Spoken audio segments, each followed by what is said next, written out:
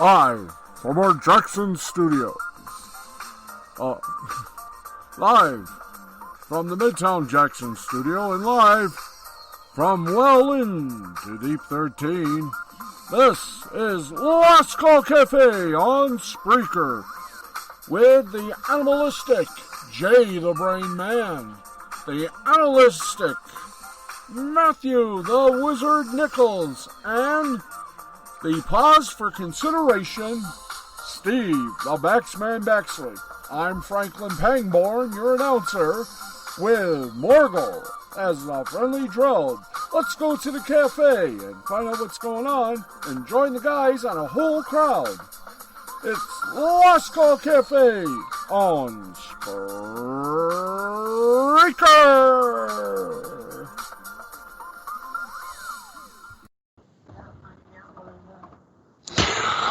Good evening, everybody. Welcome one and all to the Corsican Ball. That's right, it's another wild and wacky edition of Last Call Cafe on Spreaker.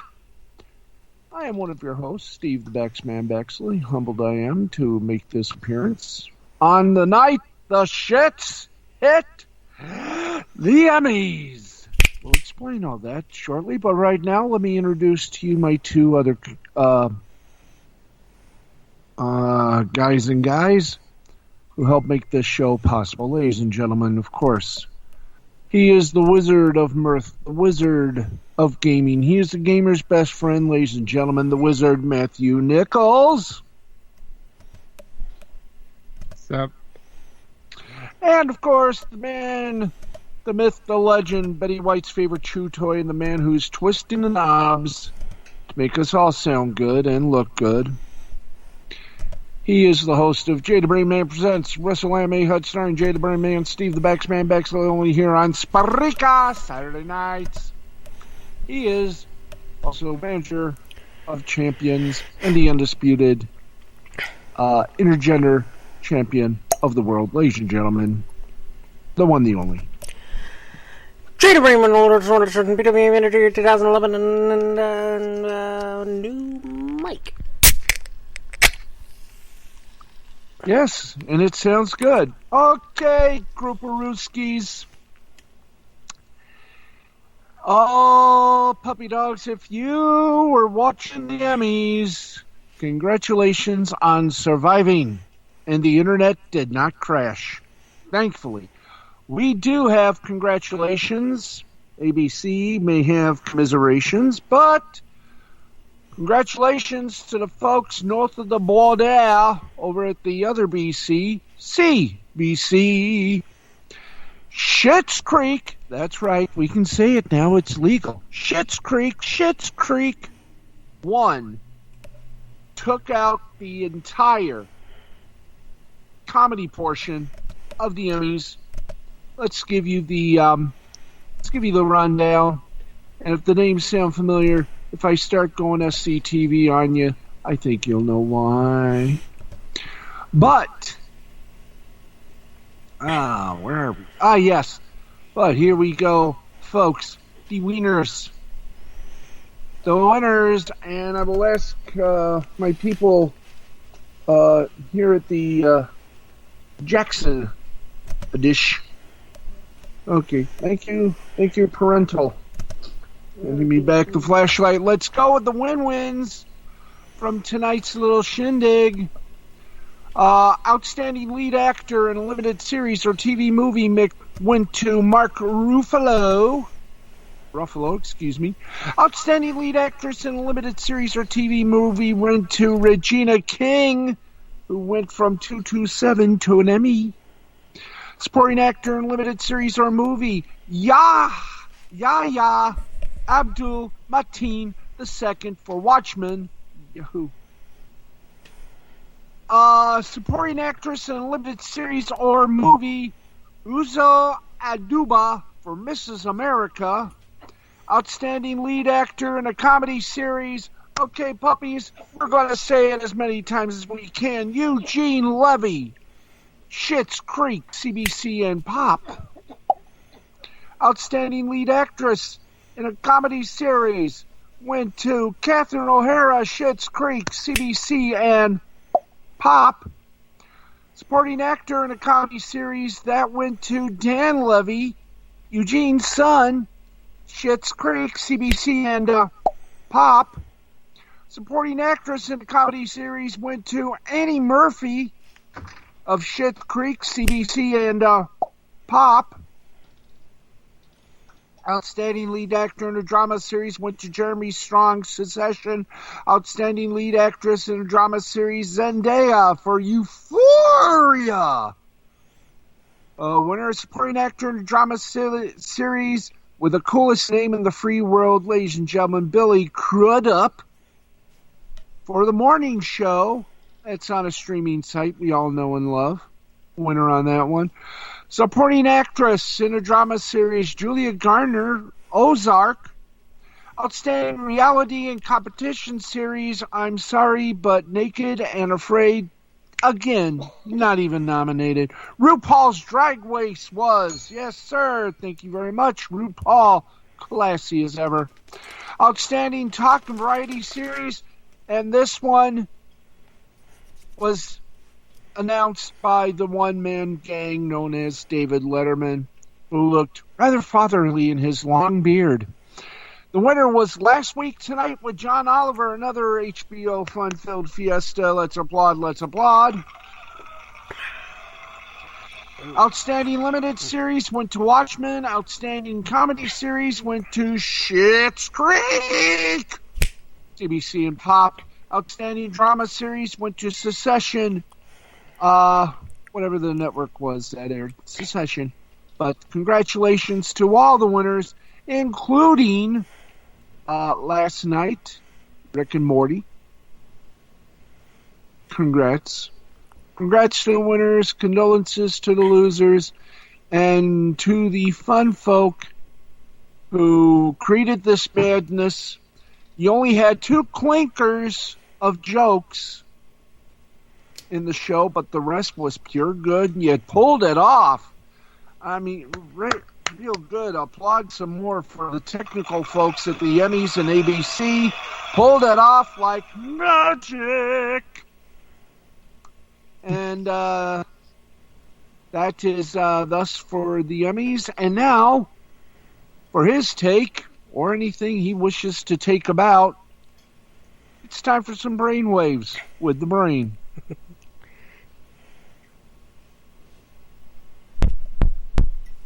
Son? Yes? I got nothing.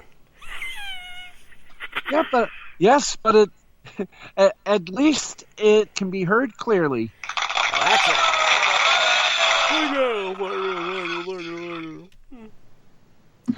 Okay, now. Yes. Yes, indeed. Now, ladies and gentlemen, stepping up to the microphone is, of course, our lead announcer, Mr. Franklin Pangborn, who says the musical question. It's time for Gamer News, brought to you by Pluto TV, home of Gamer Television. Now, here with some news for the gaming community, the wizard, Matthew Nichols. Okay, thanks. Well, this week on Gamer News, PlayStation 5 had their September 16th event on YouTube, which showed off some games, and they finally announced the release date and the price point. The release date for the PS5 is November 12th, and the prices are, well, okay. The prices for the PS4 disc drive version is going to be $4.99, and the digital edition is going to cost $3.99. Pre-orders opened up though a bit earlier, and it was chaotic, but I was able to somehow manage to secure a pre-order of the PS5. Thank freaking goodness. As for the games that were shown off, well, start off with Final Fantasy 16. Yep. We had gameplay for Spider-Man Miles Morales. We finally got the reveal of the rumored Harry Potter game called Hogwarts Legacy, which is the Harry Potter RPG that's set in the 1800s. We got another trailer for Resident Evil 8 Village. We had some Demon Souls remake gameplay. We had the Deathloop release window. We had some Oddworld Soulstorm, Five Nights at Freddy's Security Breach, a trailer for Devil May Cry 5 Special Edition, which is coming out at launch. PS5 optimization for Fortnite, PlayStation Plus collection for PlayStation 5. We had gameplay for Call of Duty Black Ops Cold Wars, along with a free alpha to download. And the show ended with announcement of God of War Ragnarok. And that's it for Gamer News. This edition of Gamer News brought to you by Pluto TV, the home of gaming and anime channels. And to tell us more about it, here I am. Gamer channels from 801, Pluto TV Gamer, to IGN on 805, to GameSpot on 806, Minecraft TV on 815, Roblox on 816, Anime All Day with anime shows. Some of them have never been shown on that other network, Naruto, and the network that'll bring you episodes of the original Power Rangers, Kamen Rider Kuga, amongst many, including the family of Ultraman. All that and a whole lot more. Best of all, it's free. It's Pluto TV. For more information, go to Pluto.tv and enjoy. Pluto TV, not only games, but a bunch of other things, including music, Latino, kids, sports, explore, home DIY, classic TV, comedy, crime, and a bunch of other channels. And they're pretty darn good. That's Pluto.tv. And it's free. X-Man, 'tis you. You're not free, are you? Well, at last look, I was offered for $19.95 plus shipping and handling. But enough about that. Okay, wow. What a day for a nightmare. That's right. Happy Sunday to you all. Be glad that Sunday is almost over. Let's see. Let's get you into some weird, if not whacked out news. That's right. It's time for that segment again. Yes, indeed. Time for some weirdness in the news, and believe me, we do have some weirdness. Why do you think we report it? That's right, we report it. You just sit there and enjoy it. From our friends at the Associated Press. Oh, are you going to love this? Maybe this year's IG Nobels, the spoof prize for dubious, hey, bring that teleprompter, but humorous scientific achievements should have been renamed the Ig Nobels. An anthropologist who tested an urban legend by fashioning a knife out of frozen human feces, and a man who found that spiders oddly give scientists who study insects the heebie-jeebies are among the 2020 winners. Because of the coronavirus pandemic, Thursday's 30th annual Ig Nobel ceremony was a 75-minute pre-recorded virtual affair instead of the usual live event at Harvard University. So, here we go. This year's winners included a collection of world leaders who think they're smarter than doctors and scientists, and a team of Dutch and Belgian researchers who looked at why chewing and other sounds people make drive us crazy. Metin Aaron has been fascinated since high school by the story of an Inuit man in Canada who made a knife out of his own excrement. The story has been told and retold, but is it true? Well, Aaron and his colleagues decided to find out. Aaron, an assistant professor of anthropology at Kent State University in Ohio and co-director of the university's experimental archaeology lab, used real human poop frozen to minus 50 degrees centigrade and filed to a sharp edge. He then tried to cut meat with it. He said in a telephone interview, "The poop knives failed miserably. There's not a lot of basis empirically for this fantastic story," end quote. The study is a little gross, but makes an important point. There are a lot of narratives out there based on phony or unproven science. The point of this was to show that evidence and fact-checking are vital. Bravo. Richard Vedder won an Ig Nobel for his paper looking at why people who spend their lives studying insects are creeped out by spiders. His paper, Arachnophobic Entomologists, Why Two Legs Make All the Difference, appeared in the Journal of American Entomologists in 2013. Vedder, a retired research associate and spider specialist who worked in the entomology department at the University of California, Riverside, damn bad Riverside, hey, for 32 years, found that during the course of his work that many insect lovers hate spiders. Yes, it always struck me as funny that when I talked to entomologists about spiders, they would say something along the lines of, "Oh, I hate spiders," he said in the telephone interview. He found that many bug lovers had a negative experience with a spider, including bites and nightmares. The fact that spiders are often hairy, fast, silent, and have all those creepy eyes freaks out entomologists, he said. This year's Ig Nobel for medical education was shared by a group of world leaders. These are individuals that realize that their judgment is better than the judgment of people who have been studying this their entire lives and are more insistent about it. Okay, thank you. Next. Damien Dennis and his colleagues earned the Ig Nobel in medicine for pioneering a new psychiatric diagnosis, misophonia, getting annoyed by noises others make. Dennis, a professor at the University of Amsterdam in the Netherlands, and a psychiatrist who specializes in patients with anxiety, compulsive, and impulsive disorders, was inspired by a former patient who became so enraged by people who sneezed that she felt like killing them.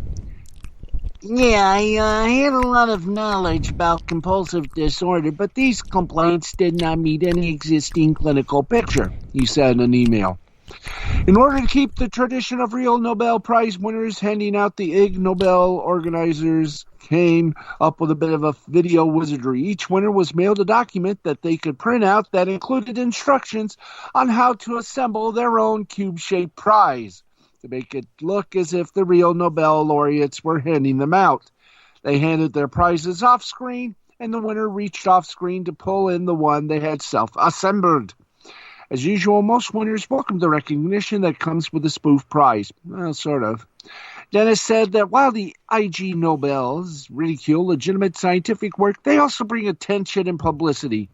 Aaron attended the Ig Nobel ceremony in 2003 when he was an undergraduate student at Harvard, so he was thrilled to finally win one of his own. To be honest, it was a dream come true, he said. Afterwards, no woman would ever touch him again. God bless you, scientists of America and the world. And to the guy who made a knife from frozen poop, what can you do for an encore?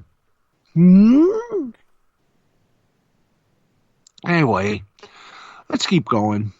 We got a few more things before we send it over to the General for who he's going to give the belch to. And here we go with some weird news, and let's hope it's weird. Let's see here.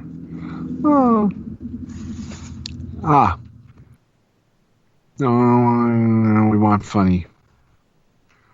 Thank you. From the Mirror in the UK comes this lovely little story. Whether it's weird or not is beyond our comprehension, but it's on the weird list. So, a bridezilla recently hit the headlines after a copy of a text she sent a wedding guest was shared online. In the message, she berated the guest for her choice of wedding gift, a hamper full of sweet treats. Instead of food, the bride had hoped to receive money and advised her friend to give an envelope next time.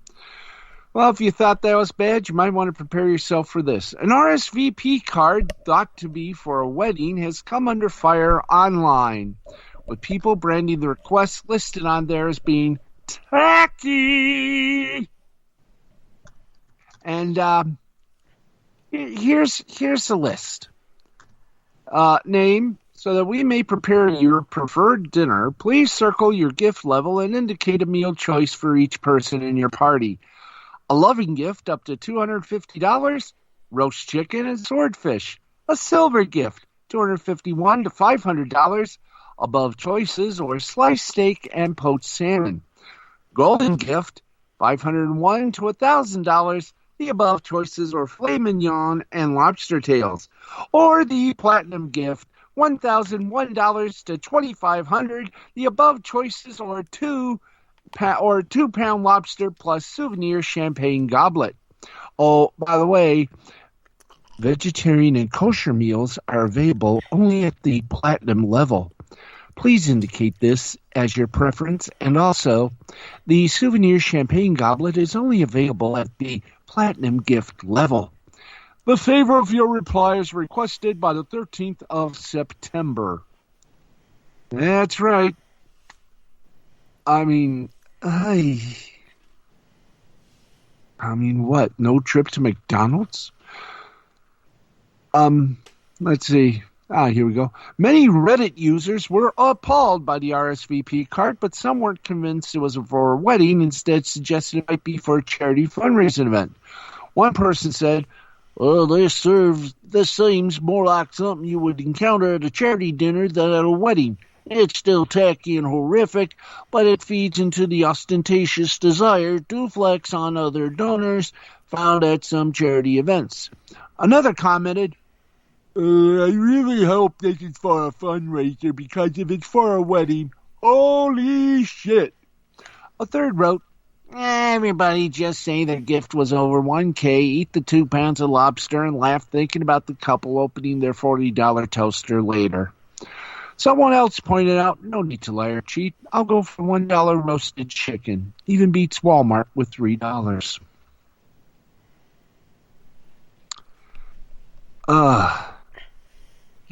You got to love it.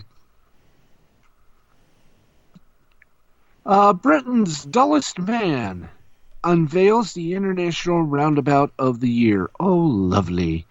We'll just read that up, please. Let's see what we got here. Britain's dullest man has unveiled the International Roundabout of the Year after a heated discussion in a pub. Kevin Beersford is famous for traveling the length and breadth of the country in search of the best roundabouts the UK has to offer. Birmingham Live reports. Redditch residents roundabout spotter has spent 17 years in pursuit of junction perfection, even founded the Roundabout Appreciation Society. How many people are in that? The 68-year-old, who has described himself as the dullest man in Britain, obviously hasn't met anyone in Parliament. Wrigley creates calendars with pictures of his favorites. He has also branched out into other avenues over the years. His latest project is a calendar dedicated entirely to car parts. And now the self-styled Lord of the Rings, along with other members of the Roundabout Committee, has revealed they have selected their International Roundabout of the Year. And describing how his fascination with the mundane started, he said it started back in 2003. I was running a small printing company in Redditch, and each year we would give a calendar to our customers. Well, that particular year, we thought we would do something a bit different. As a bit of a joke, we decided to go with the theme of roundabouts, something Redditch, has plenty of. But I didn't anticipate how popular it would become. No kidding. Was on the Graham Norton show and it went worldwide after that. He said, we couldn't keep up with the request. It was an amazing experience. That's when I became interested in roundabouts, and it became a bit of a hobby. After visiting almost countless roundabouts up and down the country, he said his favorites from the West Midlands include Spitfire Island in Castle Bromwich and one in Tewkesbury, which features a wooden horse statue. Kevin now has taken his love of roundabouts to a global stage and recently settled on International Roundabout of the Year with other enthusiasts. And the winner is... Hi there.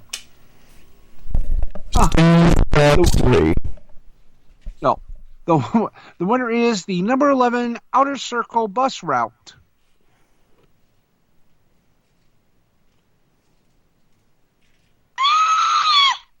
Thank you very much. Now we know. Now we know why there is that guy is boring. Don't know why we reported it, but hey, it was weird anyways. And by the way, Karen is set to be the most popular costume for Halloween this year. So if you ever want to dress up like Karen, now you know. Next year it'll be you, Steve. Oh, thanks very much. You just need the Michigan State hat with a couple stains, Hawaiian shirt, some cargo pants, some beat-up sneakers. There you go. In the name of Johnson. Anyway. And, of course, the beard. He needed a beard.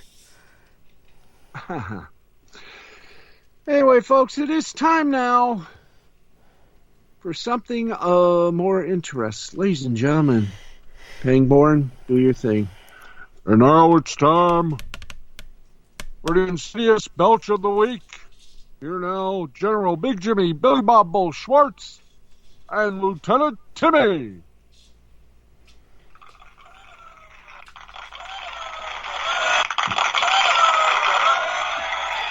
Thank you. Cut it. Thank you. How you doing, Jimmy? Thank you, Painborn. Jimmy, how are you? I'm doing good. Thank you, sir. Gentlemen, how are you? How are you there, Brain? Good. Yes, and we can hear you loud and clear. That's a good microphone you got there, son. Michael, Matthew, Bill, Ted, Tom. Okay, we screwed that one up. Matthew, how are you doing, sir?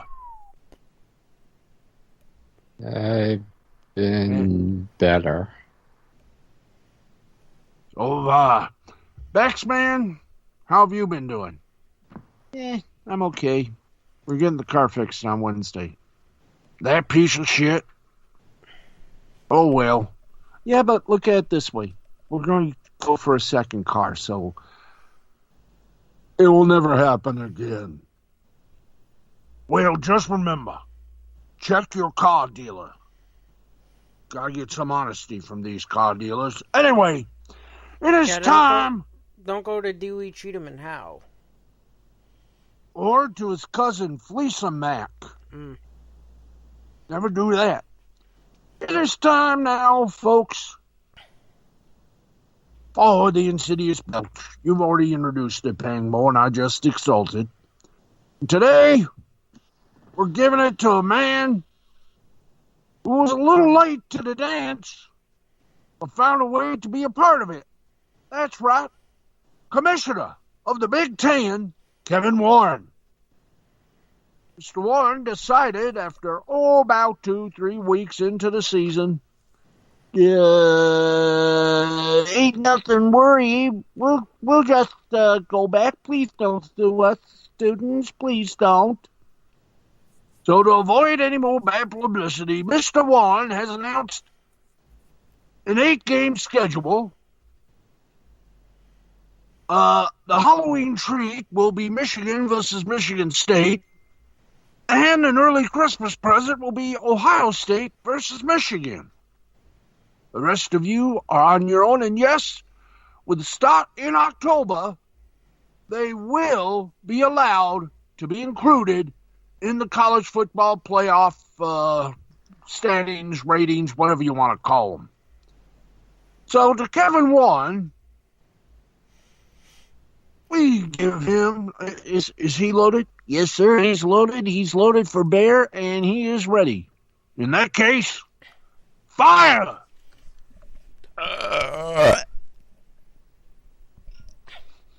Ooh, that smells like Spartan spirit.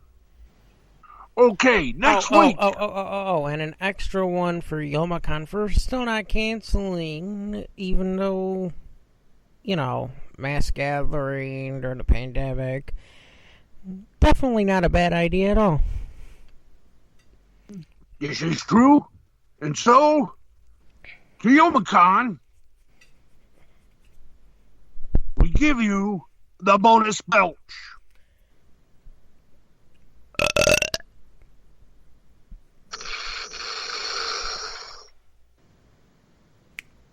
Boy, that was a powerful belch. Next week, more excitement. And when do we get permission back, man, to air the audio? The audio is being checked on Monday and should be delivered to the home office to be downloaded by about either late Tuesday, early Wednesday.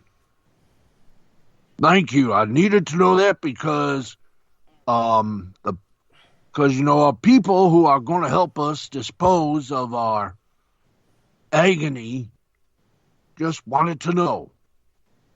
Because, they got the fame last year, so we're going to give them the fame this year. Okay, is that it? Yeah, that's it for me. Excuse me, General. Just a little something here. It's good to be back. Because we all missed you. Hey, 7 days is 7 days. It ain't a vacation. Timmy? Yes, sir? Shut up and get in the car. Missed! Dismissed, in other words. See y'all next week.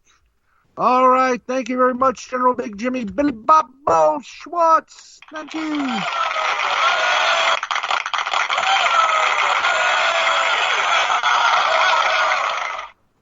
And by the way, Youmacon too. Actually, Alexis Wiley and the mayor of the city of Detroit.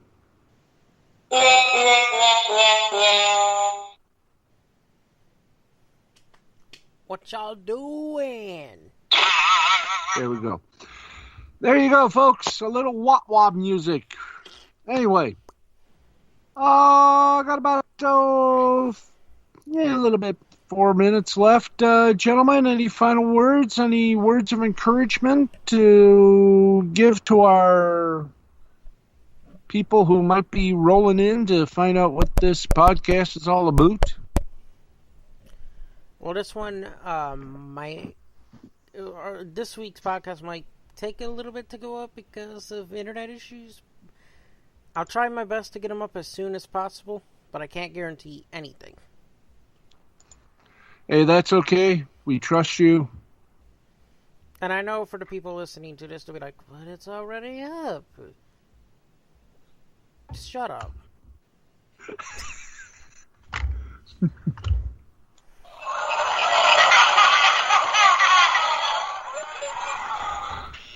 Matt, you got anything for us? Well, I really hope that the pre-orders for the Xbox Series X will be a lot more organized. Because the Sony pre-orders, it pretty much came out of nowhere, and it was a mess. Hopefully, the same thing won't happen for the Series X. I mean, it's still going to be a bit of a pain to get a pre-order, but at least, I think so far, we're at least going to be, we have a date. So as long as they don't open up too early like Sony did. Okay. And guess what, folks? All this has given us the end of our show for tonight.